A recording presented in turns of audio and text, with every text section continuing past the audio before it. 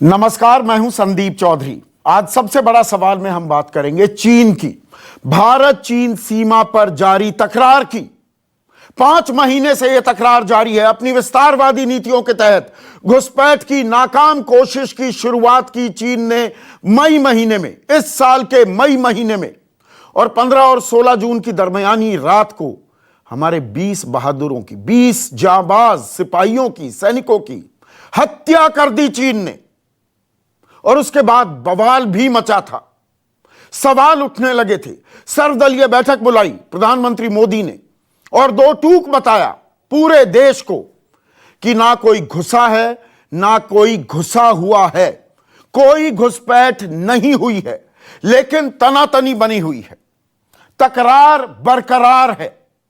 60,000 से ज्यादा फौजी तैनात कर रखे हैं चीन ने सीमा पर, एलएसी पर, वास्तविक नियंत्रण रेखा पर।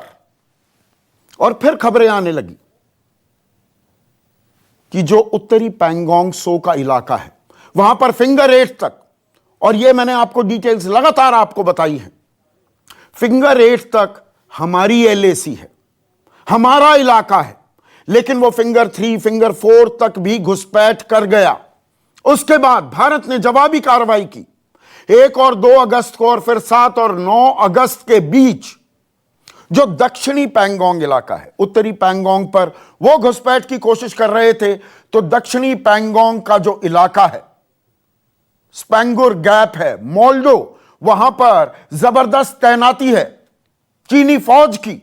वहां जितनी ऊंचाइयां थी, ब्लैक टॉप हो, तमाम जो हिल्स थे, वहां पर भारत ने अपना झंडा गाड़ दिया। चीन बिलबिला गया, चीन परेशान होने लगा, क्योंकि ऊंचाइयों के जरिए स्पेंगुर गैप ही नहीं, मोल्डो पे जो उनका जमावड़ा है, वहां सब जगह हम निगाह रखे हुए थे। ऊंचाइयों पर होना एक स्ट्रेटेजिकली एडवांटेजियस पोजीशन हो जाती है। 7 राउंड बातचीत भी हो चुकी है। मॉस्को में भी हमारे रक्षा मंत्री राजनाथ सिंह और विदेश मंत्री उसके बाद एस जयशंकर भी गए। बताया गया चीन को, आप सुधर जाओ, यह विस्तारवादी नीति नहीं चलने वाली है चीन की। यही बात प्रधानमंत्री मोदी ने संयुक्त राष्ट्र की महासभा में अपने संबोधन में भी कही, लेकिन चीन मानने को तैयार नहीं है। लगातार गोल पोस्ट बदल रहा है। अब 1959 की वास्तविक नियंत्रण रेखा की परिभाषा करने लगा है कि नहीं, जो 1959 में वास्तविक नियंत्रण रेखा थी उसे ही हम मानते हैं, जबकि 1993, 1996, 2005 में जो समझौते हैं उसी के तहत वास्तविक नियंत्रण रेखा पर लगातार बातचीत चल रही है, लेकिन चीन उसके लिए तैयार नहीं है। पर इन सब बातों में सबसे अहम सवाल यह है कि वो जो 20 हमारे बहादुर देश के लिए जिन्होंने प्राण न्यौछावर किए, क्या उनकी हत्या का हमने बदला ले लिया? क्या अप्रैल 2020 की यथास्थिति बनी हुई है, बरकरार हो गई है क्या, या चीन घुसपैठ कर गया है? यह उत्तरी और दक्षिणी पैंगोंग त्सो की बात नहीं है, सिर्फ गलवान घाटी में भी क्या वो जहां पहले था वहां पीछे चला गया? डेप्सांग की भी हम बात करने वाले हैं, और यह बहुत ही सामरिक लिहाज से महत्वपूर्ण, बहुत ही अहम इलाका है, क्योंकि यहां पर दरबुक, शोक, दौलत बेग, ओल्डी रोड जाती है। चीन हमारे ही इलाके में पाकिस्तान के साथ एक चाइना पाकिस्तान इकोनॉमिक कॉरिडोर बना रहा है, और उसके पेट में दर्द होने लगा जब हमने ये दौलत बेग ओल्डी, दारबुक शोक दौलत बेग ओल्डी रोड बनाई। खबर यह भी आई कि डेप्सांग में, दक्षिण पूर्व में उसने घुसपैठ की है, वो अंदर आ गया है। कांग्रेस ने आरोप लगाया 1200 स्क्वायर किलोमीटर इलाके पर चीन ने कब्जा कर लिया है, लेकिन इस बारे में अभी कोई खुलकर बात नहीं कर रहा। हां, विदेश मंत्री एस जयशंकर ने कहा है कि युद्ध जैसे हालात बने हुए हैं, बहुत ही जबरदस्त तनाव है इस वक्त, और चीन की मंशा पर, चीन के मंसूबों पर कतई एतबार नहीं किया जा सकता। तो क्या युद्ध जैसे हालात भी बन रहे हैं? हम कभी भी इस चैनल पर, यह हमारा बहुत जिम्मेदार प्लेटफॉर्म है, हम चर्चा करते हैं, बहस भी नहीं करते। हम सिर्फ हवाई जहाज उड़ाने और ब्रह्मोस मिसाइल की बातें नहीं करते हैं कि दांत खट्टे कर देंगे, बात खत्म। हम तह तक जाते हैं। दरअसल हो क्या रहा है LAC पर, अब सर्दियां भी आने लगी हैं। -3 से -40 डिग्री वहां पर पारा गिरने भी वाला है। तो देश के लिए यह बहुत अहम सवाल है और यही सवाल मैं आज पूछने जा रहा हूं। एस जयशंकर ने क्यों कहा देश के सामने गंभीर सुरक्षा चुनौती है, और क्या युद्ध की तैयारी कर रहा है चीन?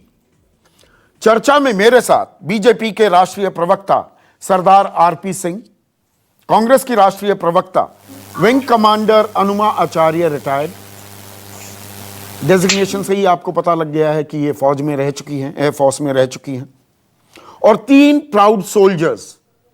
अनुमा भी प्राउड सोल्जर हैं, लेकिन अब राजनीतिक जामा ओढ़ लिया है, तो मैं 3 प्राउड सोल्जर्स अलग से कह रहा हूं।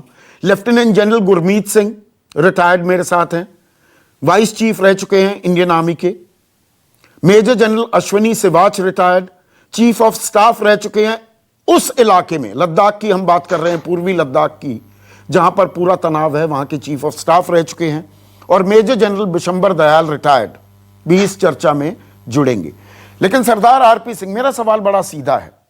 तनाव बना हुआ है, युद्ध जैसे हालात की भी बात की जा रही है, लेकिन अगर ना कोई घुसा है ना कोई घुसपैठ हुई है, जो प्रधानमंत्री ने 19 जून को कहा था, तो क्या अप्रैल 2020 की यथास्थिति कायम हो गई है?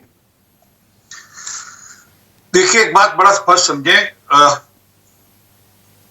हमारी एक लाइन है जहां पर हम लोग रहते थे और एक उनकी लाइन थी जहां हम लोग रहते थे। दोनों के बीच में एक बफर एरिया था, दोनों लोग उसमें विचरते थे। आज बफर एरिया में कुछ जगह पे वो है, कुछ जगह पे हम है। वो हम अपनी लाइन, जो हमारा क्षेत्र था, हमने छोड़ा नहीं बिल्कुल। उन्होंने अपना क्षेत्र छोड़ने, कुछ जगहों पे हमने हिल टॉप पे कब्जा कर रखा है, कुछ क्षेत्रों में वो भी आए, परंतु हमारे भारत की अंदर नहीं, सीमाओं के अंदर नहीं आए बिल्कुल। मतलब बफर एरिया पर कब्जे की लड़ाई हो रही है। फिंगर 8 तक, दक्षिणी उत्तरी पैंगोंग त्सो का इलाका जो है, फिंगर 8 तक हमारा था, वो फिंगर 3 फिंगर 4 पर आकर नहीं बैठे हुए। मैं अब वापस समझिए, कुछ एरियाज रहते हैं जो बफर एरियाज रहते हैं।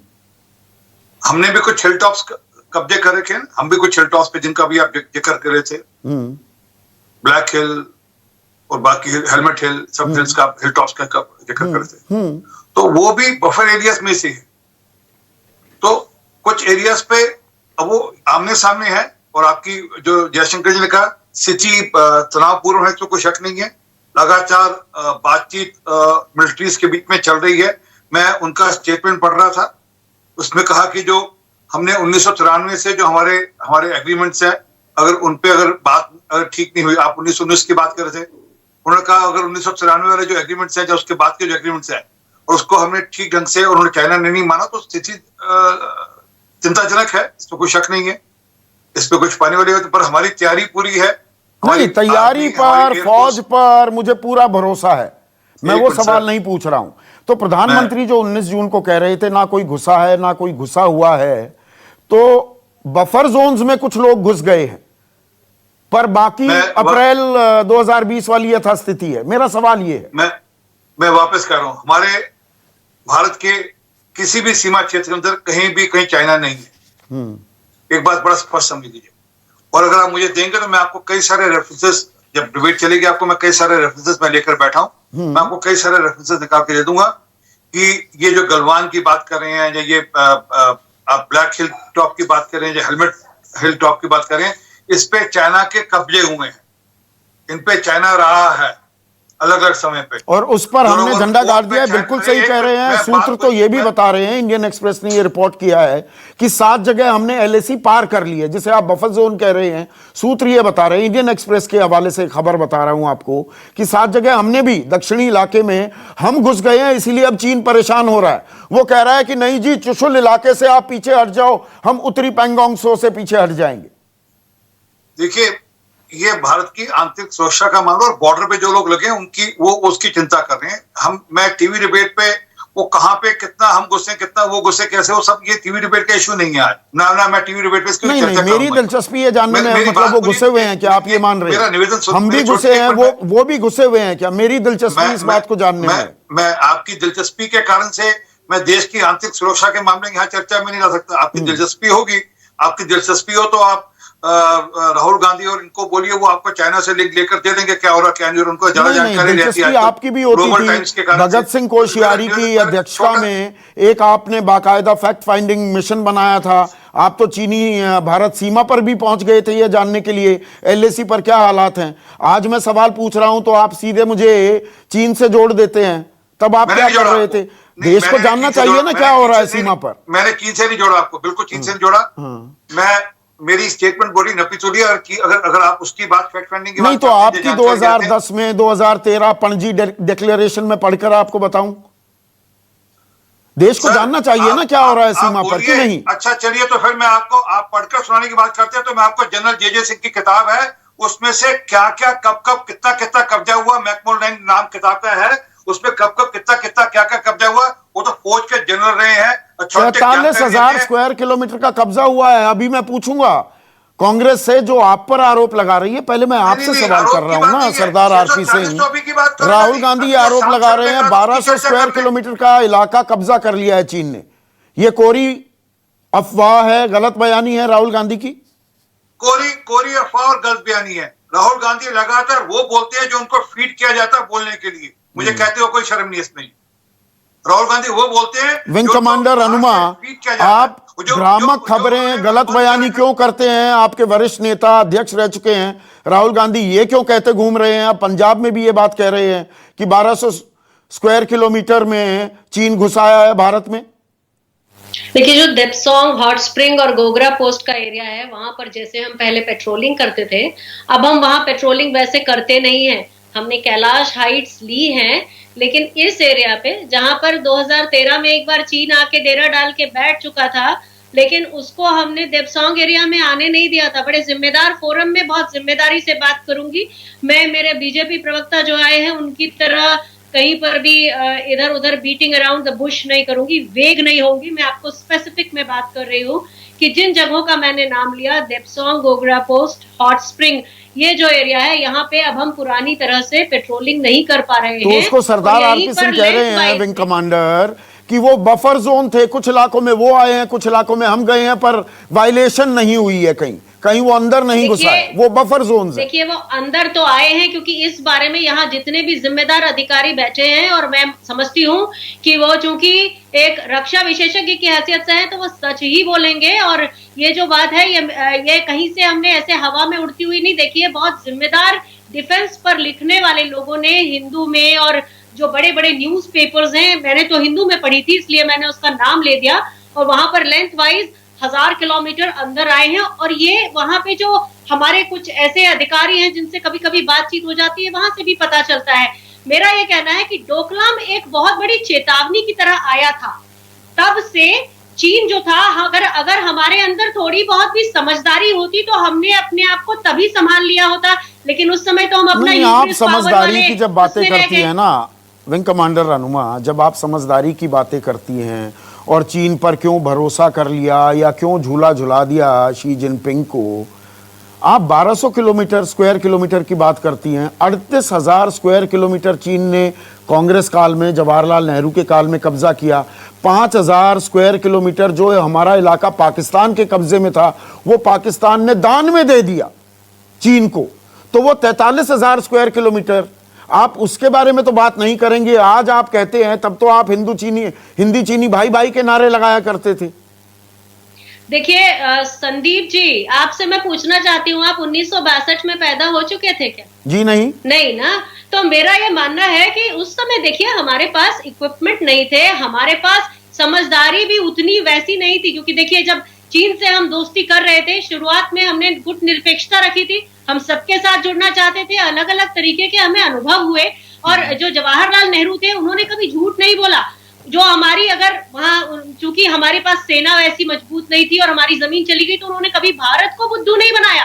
उन्होंने कभी नहीं कहा, उनकी आवाज में दुख था ये बात कहते हुए, और हुआ है ऐसा। बिल्कुल झूठ। 1962 को हम कब सरदार आरपी सिंह, मौका दूंगा, देखिए क्रॉस टॉक नहीं है इसमें, चर्चा कर रहे हैं ना, बहस नहीं, आपको मौका दूंगा, आप बोलिए। 1962 के बाद 1965 आया, 67 आया, 67 में हमने चीन को मजा चखाया, वो देखा है, सबको मालूम है उस बारे में। 1962 कभी रिपीट नहीं हुआ। कब तक हम 1962 की बात करेंगे? हम आज की बात क्यों नहीं करते? 2013 की बात करिए ना, जब पर चीन आप आया ये और सवाल पूछने बाहर लगती से है ना चला विंग गया। कमांडर कि आप पैदा हुए थे क्या, फिर तो 47 की बात ना करो, पैदा होना या ना होना इंपॉर्टेंट नहीं है। नहीं पर वो एक आपसे नहीं कहा, वो एक आपके ऊपर ब्लैक नहीं था, स्पॉट मेरा है ना। कहना था कब तक हम 1962 को लेते रहेंगे, आज पे क्यों नहीं रहते? नहीं, हम फेयर आज पॉइंट से है, 10 साल वर्तमान पहले में की बात क्यों करनी नहीं करते चाहिए। हम? क्विक रिस्पॉन्स आज से चाहूंगा 10 साल सरदार आरपी सिंह। 62 की बोगी अतीत में इतिहास ही पढ़ाते रहेंगे, वर्तमान में बात करेंगे कि नहीं करेंगे? मैं एक इसका पैरेलल एग्जांपल देता हूं। चिदम्बरम साहब ने कहा 370 हमारे लिए मायने रखता है, आज भी मायने रखता है। वो आज भी वो नेहरू की लेगेसी कैरी कर रहे हैं। Omar Abdullah officially on record अभी 3 दिन पहले स्टेटमेंट दिया कि ये पंडित नेहरू की और कांग्रेस की लेगेसी है, जिसको हम चला रहे हैं, आगे कांग्रेस भाग गई है, उसका चिदम्बरम आगे। तो ये लेगेसीज हैं जिनको देश को भुगतना पड़ता है। मैं एक लाइन पढ़ देता हूं, आपके ध्यान में आ जाएगा। पन्ना नंबर 253 है, ये उनकी किताब से जो कहते हैं, Nehru Menon combined played a havoc with the military leadership, literally forcing them to accept military unsound commitments.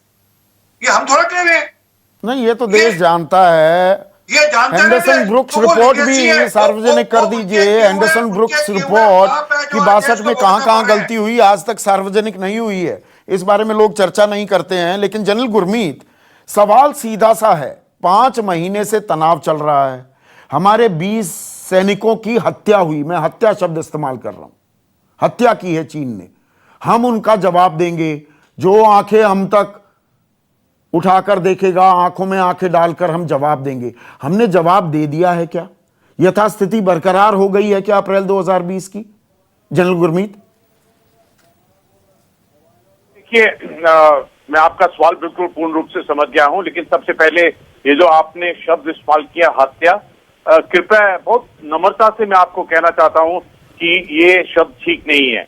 जब अगर आप इस इंसिडेंट को देखें, जो 15 जून गलवान का इंसिडेंट है, तो जिस रूप से उन्होंने अपना साहस, शौर्य और बलिदान दिया है, उसको हत्या शब्द यूज करना ठीक नहीं है। नहीं, मैं चीनियों की तरफ से, देखिए general correct me if I am wrong, मैं अपनी मंशा बता दूं 1 मिनट।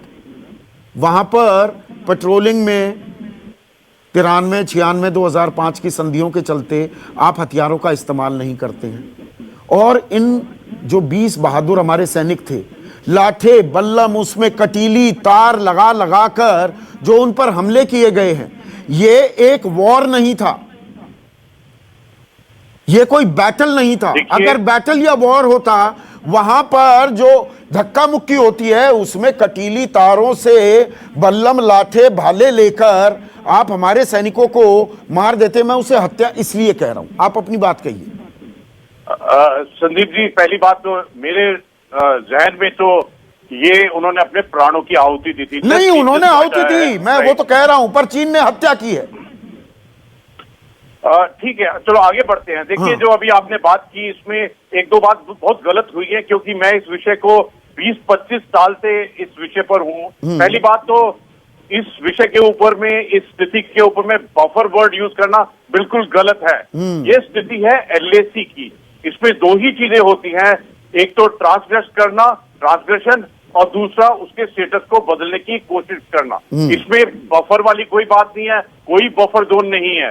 और दूसरी बात, जो 29 अगस्त को जो एक बहुत ही बाखूब एक प्रीएम्प्टिव ऑपरेशन किया, जिससे कि डोमिनेटिंग हाइट को पकड़ा है, उसमें एलएसी से अपनी तरफ में है, वो एलएसी को डोमिनेट करती हैं।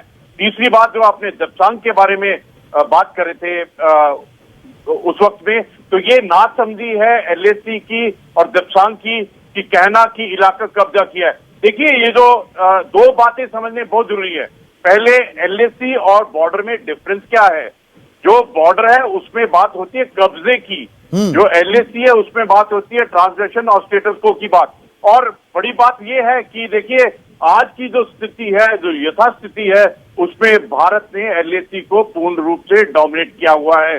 ये सबसे बड़ी बात है। नहीं, दूसरी सबसे बड़ी ये बात है, कि और मैंने कहा, शुरू मैंने से कोट ही- किया सोर्सेज से, 7 जगह हमने, जहां पर चीन अपना कब्जा जमाने की कोशिश करता था, हमने झंडा गाड़ दिया है, इसमें कोई डाउट नहीं है। बिल्कुल बिल्कुल। और संदीप जी, अगली बात यह है कि देखिए, शुरू से ही ये कहा गया है कि जो कंप्लीट डिसएंगेजमेंट होना चाहिए। सबसे जो शुरुआत हुई थी वो चाइनीज की एक्टिविटी अप्रैल एंड से शुरू हुई थी, उसको डीएस्केलेट करना चाहिए और डी इंडक्शन होना चाहिए इस इलाके से। 7 अभी मिलिट्री लेवल के ऊपर मीटिंग हो गई है, लेकिन देखिए, आप चाइना के ऊपर में विश्वास नहीं कर सकते हैं। जो आपने 15 जून की बात की है, उसके बाद तो बिल्कुल ही विश्वास नहीं बनता है। जो 7 मीटिंग की है उसके बाद में, उसमें देखिए कि उनकी डुप्लिसिटी क्या है, डिले क्या है। अभी देखिए उनका दुगलापन क्या है कि उन्होंने कहा है कि यूनियन टेरिटरी लद्दाख को रिकॉग्नाइज नहीं करते हैं। नहीं, उनके करने से क्या होता है, मैं उन बातों पर गौर नहीं देता, उसको मैं चर्चा का विषय भी नहीं बनाना चाहता। लेकिन जनरल गुरमीत, जो चीन अब कह रहा है, जो सूत्रों के हवाले से खबर आ रही है कि चुशुल से पीछे हट जाइए, जहां हमने अपना झंडा गाड़ दिया है, चुशुल से पीछे हट जाओ तो हम उत्तरी पैंगोंग त्सो से पीछे हट जाएंगे।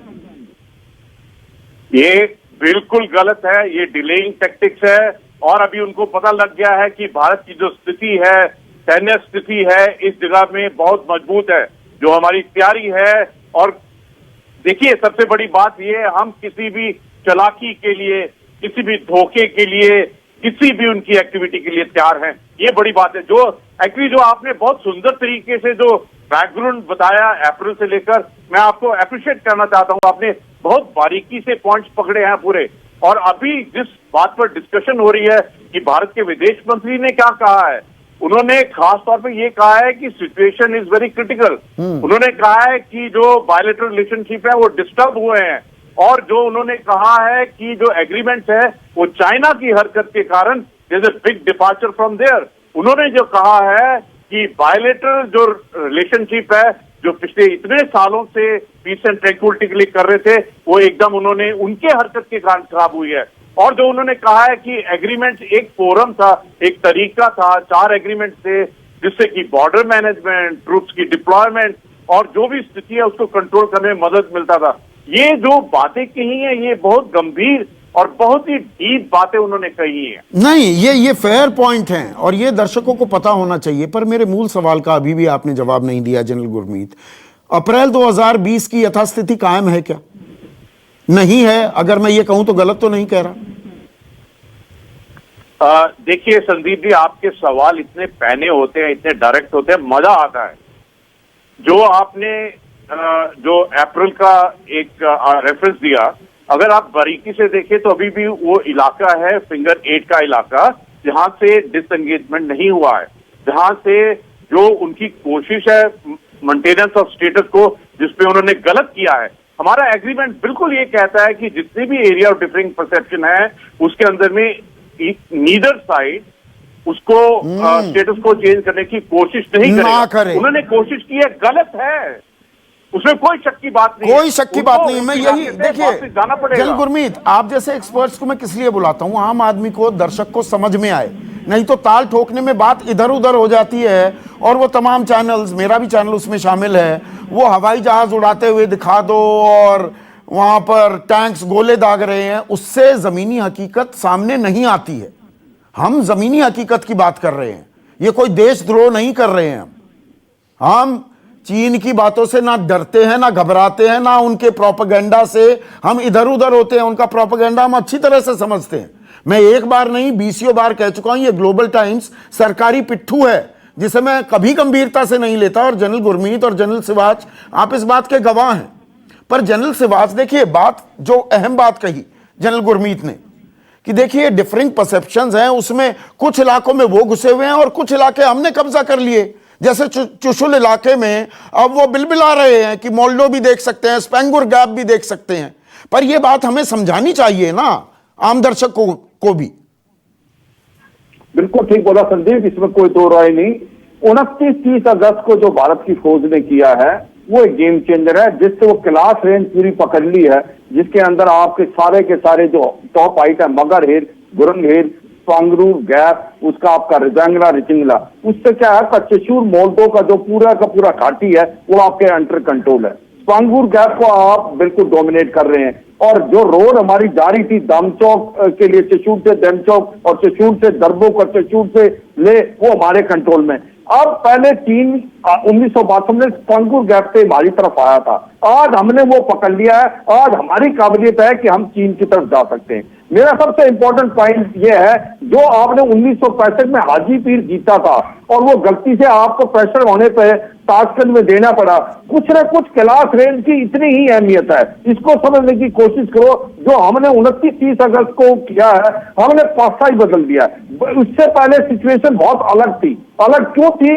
क्योंकि कहीं ना कहीं उसने ट्रांसग्रेशन किया है और हमको बैक फुट पे डाला हुआ था, स्पेशली डेप्सांग में, और वो अभी भी है। उसको हमें समझना है कि डेप्सांग में अभी भी घुसपैठ की हुई है, ये आप कह रहे हैं ना, ये मान रहे हैं। मैं कुछ और बता, मैं इसको घुसपैठ मतलब ट्रांसग्रेशन हमारी, हाँ, वो शब्दों का ठीक है, आप सिमेंटिक्स में नहीं जाऊंगा। मैं ये बता रहा हूँ गोगरा में भी। और दूसरा सबसे इंपॉर्टेंट चीज है फिंगर 8 से लेकर फिंगर 4, हम मानते हैं फिंगर 8 तक है, मगर 29-30 की रात को हमने एक जो हाइट को पकड़ लिया जो फिंगर 4 ग्रीन पोस्ट से भी ऊपर है, तो वहां भी हमने पलटा बदल दिया। अब चीन एक गेम खेल रहा है। चीन कहता है कि हम बातचीत करेंगे, आप ऐसा करो, आप चेशूल से पीछे आ जाओ, चेशूल की हाइट छोड़ दो, कैलाश रेंज छोड़ दो, और हम फिंगर 4 से फिंगर 8 जाएंगे।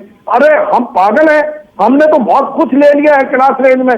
डेप्सांग का क्या होगा, गोगरा का क्या होगा, तो हॉट स्प्रिंग का क्या होगा? अगर हमने यथास्थिति मेंटेन करनी है तो पूरी कॉम्प्रिहेंसिव करनी है, डेप्सांग से लेके चुम्बर तक आपको यथास्थिति करनी है अप्रैल 2020 की। तो और आप पहले आए थे, आप पहले जाओ, फिर हम बाद में जाएंगे। मगर हम चेशूल का जो इलाका है, जो कैलाश रेंज का साउथ ऑफ पैंगोंग, उसको भारत खाली नहीं करने वाला, और ना ही नॉर्थ ऑफ पैंगोंग में जो हाइट पकड़ी है। जो आपने बात बोली संदीप, ये सच्चाई है कि हमने एलएसी मतलब कि एलएसी क्रॉस तो नहीं कहोगे, एलएसी के ऊपर जो मेन हाइट थी वो हमने इतनी पकड़ ली है 29-30 की अगस्त के बाद कि अब जो पलटा हमारी तरफ है। और चीन अभी जो है एक प्रकार से रिसीविंग एंड पे है, और हम बातचीत कर रहे हैं फ्रंट पोजीशन ऑफ स्ट्रेंथ। इसमें कोई शक नहीं कि भारत की अपनी पोजीशन बहुत ज्यादा अच्छी है, मगर चीन पर भरोसा नहीं कर सकते। 60,000 से ज्यादा उसने ट्रुप्स लगाए हैं, और हम तैयार हैं इस सर्दियों के लिए। मगर और यह भी कहीं ना कहीं पैनलिस्ट से बातचीत हुई है, कहते हैं कि हो सकता है जैसे सर्दियां आएंगी तो दोनों के दोनों आपस में कुछ नहीं करेंगे। मैं इससे सहमत नहीं हूं। सर्दियों में भी छोटा ऑपरेशन हो सकता है, चाइना भी चाहेगा और भारत भी चाहेगा। अगर कहीं गैप है और अपनी पोजीशन आप इंप्रूव कर सकते हो तो आप ट्राई करेंगे, ये चीज हो सकती है। ये डिफिकल्ट है, इम्पॉसिबल नहीं है। तो ठीक है। जनरल विशंबर दयाल भी जुड़ गए हैं। एक second general Subhash, general Vishambar Dayal, तो लब्बो लुबाब ये निकल कर आ रहा है, देखिए अप्रैल 2020 की यथास्थिति नहीं है, लेकिन इसका मतलब ये नहीं कि चीन हम पर हावी हो गया है। चीन डेप्सांग, गोगरा, हॉट स्प्रिंग्स में वो अंदर घुसा हुआ है, तो चुशूल जैसे महत्वपूर्ण इलाके में हाइट्स हमने कब्जा ली हैं, इसीलिए पेट में दर्द हो रहा है। अगर ये निष्कर्ष अभी तक की चर्चा का मैं निकालूं तो गलत निकाल रहा हूं क्या निष्कर्ष? देखिए संदीप, मैं उन लोगों में से नहीं हूं जो कहते हैं कैलाश रेंज पे जो हाइट्स हैं वो हमने कब्जा ली, वो एलओसी था, ये था, ये नहीं। डेप्सांग के साउथ की बात भी करना ठीक नहीं है। वो हमारा इलाका था, हमारा एरिया है, हमारे ट्रूप्स ने उसको प्रीएम्प्टिव करके ऑक्यूपाई कर लिया ताकि चाइना को किसी किस्म का एक और घुसने का मौका नहीं मिले। उसकी तो बात ही नहीं करनी चाहिए। बात है कंप्लीट पैंगोंग नॉर्थ की, फिंगर 8 से फिंगर 4 की बात है, डेप्सांग की, जैसे जन अश्विनी कह रहे थे। बात है नॉर्थ ऑफ पैंगोंग की, और पूरे डेप्सांग एरिया तक अगर पूरी उस एलएसी पर जाओ तो बात वहां की है। चाइना वहां से विड्रॉ नहीं किया है, चाइना को वहां से विड्रॉ करवाना है उसका। और इसमें कोई शक की बात नहीं है कि चाइना बड़ी सोची समझी हाईएस्ट लेवल पे सोच समझ के एक ब्रिकमैनशिप जिसको बोलते हैं उसके तहत यहां पे बैठा हुआ है, ताकि वो आपको लंबे समय तक खींचे। और जो उसका एक्चुअल पॉलिटिकल एम है वो अभी तक हम डिसाइफर नहीं कर पाए। ये मिलिट्री एम है, ये एक शॉर्ट मिलिट्री एम जिसको कह लो, लेकिन ये हाईएस्ट लेवल पे प्रिपरेशन हुई है और बहुत वेल प्रिपेयर्ड है चाइना। बहुत, वो भी लंबे हॉल तो के लिए मतलब है। आप ये कह रहे हैं general Bishambar at the risk of sounding, और बहुत से लोग कहेंगे नहीं नहीं ये तो राष्ट्र विरोधी पत्रकार है, हम ये जो चीन को कि चीन के दांत खट्टे कर दिए, मैंने भी शब्दों का इस्तेमाल किया कि चीन बिलबिला रहा है या पेट में दर्द हो रहा है कि हमने हाइट्स पकड़ ली। चीन की मंशा को समझना जरूरी है। चीन की मतलब निशाना कहीं पर होता है, निगाहें कहीं पर होती हैं। ये कहीं पे निगाहें कहीं पे निशाना वाला खेल है चीन का, वो हमें समझने की जरूरत है। संदीप देखिए, आप मुझे टाइम मैं बहुत देर से जुड़ा हूं, देखिए इसमें कोई किसी किस्म की राष्ट्र विरोधी बात नहीं है। ये राष्ट्र का हक है कि अगर वो कहीं पे भी डेप्सोंग और पैंगोंगसो के ऊपर कहीं पे भी अगर चीन बैठा है तो पूरा देश बोले कि इसको भगाओ पीछे। ये कोई इसमें देशद्रोह की क्या बात होगी भाई मेरे? और ये कैसा देशद्रोह है? अगर हम अपनी जमीन में बैठे तो हम बैठेंगे, हमें प्रिपेयर करना चाहिए लॉन्ग हॉल के लिए वहां। और चाइना पे बिल्कुल विश्वास नहीं करना चाहिए। चाइना एक विश्वासघाती देश है। मैं बहुत बार कह चुका हूं, हमारी पॉलिटिको डिप्लोमेटिक लेवल पे चाइना से बहुत देर तक हम भाई भाई की बात कर चुके हैं। मिलिट्री लेवल पे एक स्टैंड ऑफ है, और आज नहीं, और मिलिट्री लेवल पे एलएसी पे हमेशा वो एक करता रहा है। तो आपको इस बार उसको यहां से नहीं निकलने देना जब तक उसको मुंह की।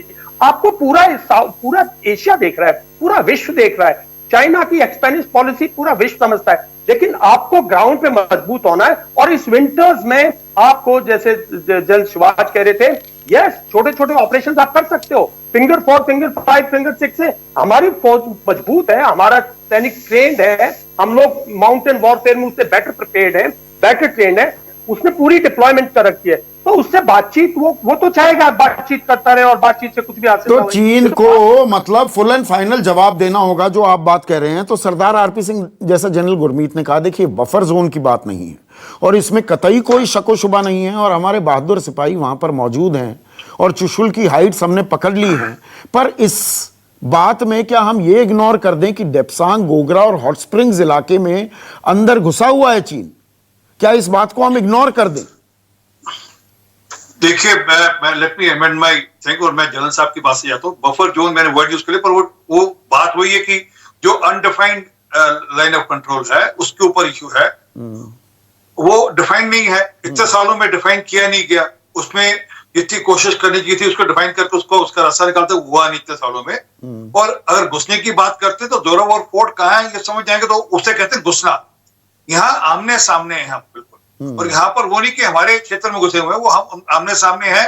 और जो अभी बाकी जनरल, जब बाकी एक्सपर्ट्स कह रहे थे कि सिचुएशन टेंस है, मैंने शुरू में कहा सिचुएशन टेंस है, वो उसका आउटकम क्या होगा, हो सकता है कोई छोटपुट हो भी जाए, मैं नहीं कह सकता अभी। नहीं, वो मैं जनरल से पूछूंगा। मैं आपसे पॉलिटिकल सवाल पूछ रहा हूं आरपी सिंह। देखिए, जो बात जनरल बिशंबर दयाल ने कही ना, ये बड़ी मार्के की बात है कि उत्तरी पैंगोंगसो और उससे ऊपर का डेप्सांग तक का जो इलाका है ना, वहां जो ये खेल कर रहा है चीन, हमें समझने की जरूरत है। मैं दर्शकों को भी समझाता हूं 30 सेकंड में। उसके ऊपर अक्साई चिन, वो भी हमारा इलाका है। गृह मंत्री अमित शाह कह चुके हैं अक्साई चिन भी हम लेंगे। तो वहां से चीन ने ये, उसको परेशानी वहां से शुरू होनी हुई। अक्साई चिन से ही CPEC, China Pakistan economic corridor जा रहा है। पाकिस्तान के कब्जे वाले इलाके में जो एक एयरपोर्ट है, एक हवाई पट्टी है, वो भी चीन ने ले ली है। तो दारबुक, शोक, दौलत बेग, ओल्डी रोड, डेप्सांग का जो ये इलाका है, सामरिक रूप से ये बहुत अहम है। हमने वहां सड़क बना ली है। वहां पर घुसपैठ होना बहुत चिंताजनक भी हो जाता है। वहां से खदेड़ना हमारी प्रायोरिटी होनी चाहिए। मैं ये पूछ रहा हूं आपसे आरपी सिंह। देखिए, मैं बड़ा अभी आपने कहा हमने सड़क भी बना ली। एक बात बड़ा स्पष्ट समझिए, अभी जब हाल में माननीय राजनाथ सिंह जी ने कई सारे ब्रिजेस का उद्घाटन किया, सबसे ज्यादा पीड़ा हुई चाइना में कि आप ये क्यों कर रहे हो, कैसे कर रहे हो, आप ये गलत कर रहे हो। वहां के ग्लोबल टाइम्स या बाकी अखबारों में छपा, वहां मीडिया में छपा। ये बड़ा स्पष्ट है, हमारा रास्ता एयरपोर्ट गोल्डी ओल्ड तक है, हमारा रास्ता वहां तक है, हमारे को दिक्कत नहीं है। और मैं बड़ा स्पष्टता से कह रहा हूं, चाइना हमारी भारत की जमीन के 1 इंच के हिस्से पे नहीं है। ये बड़ा एक्सपर्ट्स इस बात से इत्तेफाक नहीं रख रहे हैं। हमें खदेड़ना चाहिए ना, अगर है तो। मैं तो अगर है तो हमें खदेड़ना चाहिए। सर कुछ कह रहे हैं, मैं कह रहा हूं अगर है तो। आप कह रहे हैं नहीं है, मैं कह रहा हूं अगर है तो खदेड़ना चाहिए ना हमें। सुनिश्चित खदेड़ा ना जी, लगातार। अब ये जो जिन हाइट पे हम जा रहे हैं वो उसी प्रोसेस में है। गलवान वैली में क्या हुआ, वो आपने कहा 20 हमारे लोग शहीद हुए, आप में क्या हत्या हुई, जरा उनकी भी चिंता बताए ना। चाइना में जो वहां पे उनके जो पिक्चर्स आई थी, कितने लोगों के पिक्चर्स थी, 108 की तो आप लोगों ने चैनल से गिनाई थी हमको। नहीं वो बात 108 सैनिकों के बारे में नहीं, वो बाद में वो फेक न्यूज निकली थी। उनके मरे होंगे, ज्यादा मरे होंगे। मैं अपने देशवासियों के बारे में, अपने बहादुरों के बारे में ज्यादा चिंतित हूं। ये बॉडी काउंट स्टोरी नहीं है कि जी उन्होंने हमारे 20 मारे तो हमने उनके 40 मारे थे। मैं उस लॉजिक पर ज्यादा जाता नहीं हूं। पर मेरी बात यह है विंग कमांडर हनुमा, देखिए चीन जो ये कर रहा है और ये लगातार उसकी मंशा है, 1959 की एलएसी की वो बात करने लगा है कि जी 1959 की एलएसी, 93, 96, 2005 में जो समझौते हुए उनके बारे में बात नहीं कर रहा है। तो ये जो अनडिफाइंड इलाका है इसमें वक्त तो लगेगा ना। और वहां पर अगर हम रोड बना लेते हैं, 2013 में तत्कालीन रक्षा मंत्री ए.के. एंटनी ने सदन के पटल पर माना था कि बॉर्डर एरियाज को हमने निगलेक्ट किया, वो वेल कनेक्टेड नहीं थे। अगर वहां पर कनेक्शन अब बनाए जा रहे हैं तो चीन कुछ तो हरकतें करेगा। इसको इस अंदाज में भी देखा जाना चाहिए क्या विंग कमांडर? देखिए 2008 में ही ये बात हो गई थी, सामने आ गई थी कि हमको अपना इंफ्रास्ट्रक्चर दुरुस्त करना है और उसके बाद से ही ये सारे प्रोजेक्ट के काम शुरू हो गए थे। श्याम सरन कमेटी की रिपोर्ट, मैं 2013 का बयान गलत तो कोट नहीं कर रहा विंग कमांडर हनुमा, सही कह रहे हैं, मेरी बात तो सुनिए। पर उसी 2013 में हमने हरक्यूलिस की लैंडिंग कराई थी वहां और उससे चाइना में बड़ा हंगामा हुआ था, लेकिन कुछ किया कर नहीं पाए थे चाइनीज लोग। उसके बाद वो आके बैठे भी रहे डेप्सोंग में। तो भी मैं आर्मी कमांडर को उस समय के जो थे उनको कोट करूंगी, जनरल हुडा ने बोला था उस समय वो अंदर नहीं आए थे और वाकई नहीं आए थे। आज जहां हम नहीं कर पा रहे। दूसरी चीज एक बात समझिए, चीन ने अपने हैबिटेट ठीक किए हैं, इंफ्रास्ट्रक्चर बना रखे हैं, उनकी सेना वहां डेरा डाल के पड़ी रह सकती है। हम अपनी सेना के सैनिकों के बारे में सोचते हैं कि नहीं सोचते हैं? दूसरी चीज, एक और चीज ध्यान रखिए, हमने कैलाश हाइट्स ली है लेकिन हमारे कम्युनिकेशन में जो इक्विपमेंट है वो उतने अच्छे नहीं है। आप ये जान लीजिए कि हमारे पास जो ऑप्टिक केबल्स नहीं है। अभी थोड़े दिन पहले 2 वीक ही हुए हैं, सीसीएस की जो मीटिंग हुई थी उसमें एक प्राइवेट कंपनी को इसका ठेका दिया गया है, उसमें 36 महीने लगेंगे, 3 साल लगेंगे। तो जब डोकलाम हुआ था तब हमको एक चेतावनी मिली थी, हमको तब पर ये इवेंट टू इवेंट काम करते हैं। जैसे चुनाव में इवेंट टू इवेंट होता है ना, निरंतरता नहीं है, इंटरमिटेंटली काम करने की आदत है। सरकार यहाँ चुनाव लड़ने को नहीं है, सरकार ये देश की रक्षा करने को भी है। लगातार आर्मी को आपको अच्छे से अच्छे इक्विपमेंट, अच्छी से अच्छी, तो वही तो करा रहे हैं जो 2013 में रक्षा मंत्री ए.के. एंटनी ने कहा कि हम नहीं कर रहे थे, हम नजरअंदाज कर रहे थे। पर ये राजनीतिक तूतू मैमे में दर्शकों को असल बात समझ नहीं आती। जनरल गुरमीत, जो जनरल दयाल और जनरल सिवाच ने भी कहा कि लिमिटेड वॉरफेयर भी हो सकता है। मेरा सवाल सर आपसे ये है कि जैसा ये तकरार चल रहा है, -30, -40 टेम्परेचर भी चला जाएगा, पूर्वी लद्दाख के कुछ इलाके क्या सियाचिन में तब्दील होते नजर आ रहे हैं या युद्ध भी हो सकता है? संदीप जी देखिए, हमको हर एक स्थिति के लिए, हर एक चुनौती के लिए एकदम तैयार रहना चाहिए। लेकिन बड़ी बात यह है कि भारत की जो तैयारी है, भारत की जो क्षमता है, mountain warfare, winter warfare, high altitude warfare और जो कॉम्बैट एक्सपीरियंस है, अगर मैं तो कहूंगा कि हमारी स्थिति बहुत मजबूत है, पहली बात। दूसरी बात, ये जो चाइना है ये इनडायरेक्ट और प्रॉक्सी और चालाकी और ट्रेचरी में बिलीव करता है। हमको अपना इंटेलिजेंस, मॉनिटरिंग और सर्वेलेंस को एकदम तगड़ा रखना पड़ेगा। और मैं बड़ी बात आपको ये बताना चाहता हूं कि देखिए, ये जो ईस्ट लद्दाख में जो प्रॉब्लम चल रही है, ना तो ये आइसोलेटेड है और ना ही सिर्फ लोकलाइज है, ये जुड़ी हुई है जो चाइना की हर एक जगह के ऊपर में फ्रंट खोला हुआ है, चाहे वो ईस्ट चाइना सी, साउथ चाइना सी, 15 देशों के खिलाफ मोर्चा खोला हुआ है। बिल्कुल बिल्कुल। और मैं तो कहूंगा ये जो पाकिस्तान के साथ में भी क्लूसिविटी कर रहा है, जिस पर पाकिस्तान भी एलओसी के ऊपर में इस साल में सीज़फायर वॉयलेशन 3200 से ज्यादा कर दिए हैं, जिस प्रकार ये चाइना पाकिस्तान इकोनॉमिक कॉरिडोर, ये सब एक पॉइंट जुड़े हुए हैं। लेकिन बड़ी बात ये है कि हमारे विकल्प क्या है, हमारा संकल्प क्या है, ये सबसे बड़ी बात है। देखिए 15 और 17 तारीख को जो भारत के रक्षा मंत्री ने लोकसभा और राज्यसभा में कहा कि जो चाइना है वो 38,000 की एडवर्स पोजीशन में है। और देखिए बड़ी बात यह है कि हमारा भारत की रेड लाइन क्या है। भारत ने, सर्वे ऑफ इंडिया ने नवंबर 2017 में जो मैप इशू किया था यूटी लद्दाख का, जिसने चाइना और पाकिस्तान दोनों को हिला दिया है। और देखिए उसमें बिल्कुल ये कहा गया है क्लियर कि अक्साई चीन, गिलगिट बाल्टिस्तान और पीओके वापस लिया जाएगा। हाँ। कब लिया जाएगा, कैसे लिया जाएगा, ये मैटर ऑफ डिटेल है। लेकिन बड़ी बात ये है कि भारत का जो अभी ट्रेंड है, जो रिजॉल्व, जो हार्ड डिसीजन, जो नेशनल विल है और जो भारत की मिलिट्री केपेबिलिटी, कैपेसिटी और स्किल है, और जिस प्रकार मैंने बताया आपको कि mountain warfare, high altitude combat experience है, देखिए अभी स्थिति बिल्कुल अलग है। स्थिति अलग है। भारत ने मंशा भी साफ कर दी है। लेकिन जनरल सिवाच, जो जनरल दयाल कह रहे थे, देखिए नॉर्थ ऑफ पैंगोंग सो और गोगरा, हॉट स्प्रिंग्स और डेप्सांग, ये इलाका बहुत महत्वपूर्ण हो जाता है सामरिक तौर पर भी अगर वहां चीन की घुसपैठ है, जिस पर एक लगभग कंसेंसस आप एक्सपर्ट्स में बन रहा है। और मैंने इसीलिए CPEC का जिक्र किया, ऊपर जो वो खेल कर रहा है, तो वहां से खदेड़ना हमारी प्राथमिकता होनी चाहिए। वहां पर खेल कर रहा है क्या चीन? बिल्कुल संदीप, देखो यही समझने की कोशिश करनी है कि भारत के साथ जो चीन का है, बार बार यही कह रहा है कि हम नॉर्थ ऑफ पैंगोंग में फिंगर 4 से आज चले जाएंगे, आप किसी हाइट में चले जाओ। वो डेप्थ टैंक की बात नहीं करता। क्यों नहीं करता डेप्थ टैंक? उसका मन है, उसका एक्चुअल आया क्यों था? वो डेप्थ टैंक के लिए आया। आप समझने की कोशिश करो, जब से ये बनाया हमने DSDBO, ये दरमुल शोर दौलत गोल्डी, तो जो सब सेक्टर नॉर्थ है उसकी अहमियत बढ़ गई है। वो जो है वहां पर 8 किलोमीटर साउथ में है, वो आपके काराकोरम पास से। उसके बाद उसके बाईं तरफ आपका अक्साई चीन है और आपके उसके वेस्ट में आपका गिलगिट बाल्टिस्तान है।